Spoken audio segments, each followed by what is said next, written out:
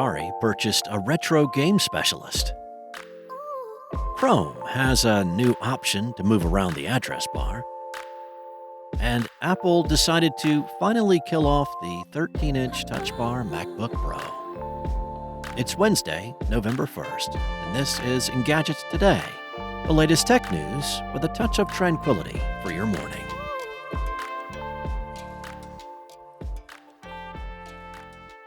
Atari agreed to buy developer Digital Eclipse and says that by bringing Digital Eclipse under its wing, it will be able to further support its retro-focused growth strategy.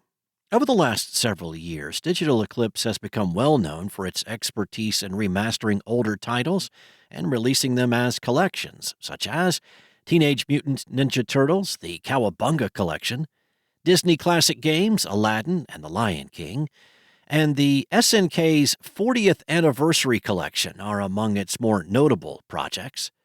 Digital Eclipse caught the attention of many last year with Atari 50, the Anniversary Collection. That well-regarded compilation put together dozens of games from across Atari's 50-year history and placed them in context with the help of marketing and development documents, archival footage, and new interviews with former Atari employees. It plans to continue with this Gold Master Series preservation project under Atari's umbrella.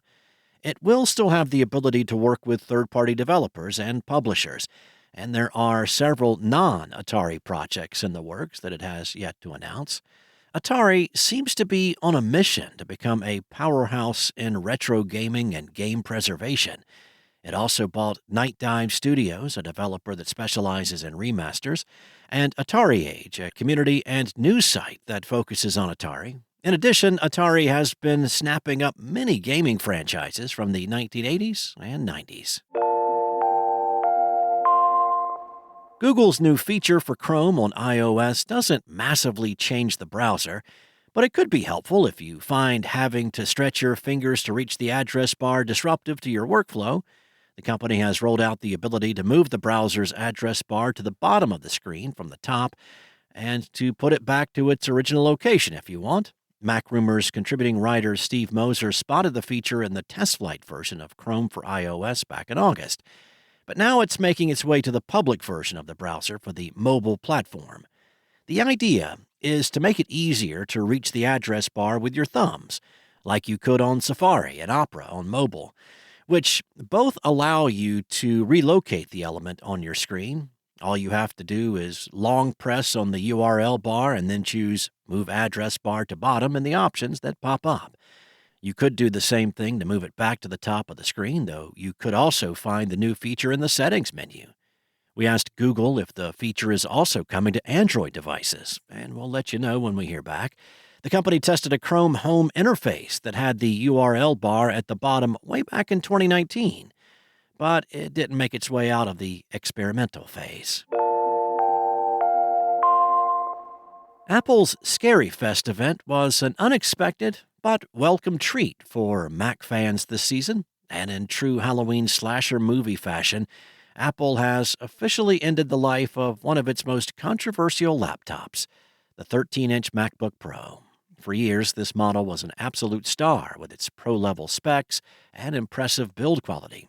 However, as Apple updated and released newer laptops, the 13-inch MacBook Pro started looking less appealing, especially when Apple's own chips made their way into the Mac. At this point, Apple's move to discontinue the 13-inch MacBook Pro doesn't come as a surprise. The laptop hit a rough patch in 2016 with the introduction of the Touch Bar, which came as a part of a major redesign. The new look also included a thinner chassis, changes to the keyboard, a larger trackpad, Touch ID, and the removal of all ports except the Thunderbolt ports and a headphone jack. The Touch Bar was either a hit or miss among the masses. Some people loved the innovation of the magical Touch Bar, while others found it clumsy and not very useful. Apple probably kept the model around as a budget-friendly Pro option, starting at $1,300, while the cheapest 14-inch model was $700 more. But with the introduction of the M3 14-inch MacBook Pro for $1,600, the 13-inch simply no longer makes sense, which would explain Apple's decision to move away from this one. Thanks for listening.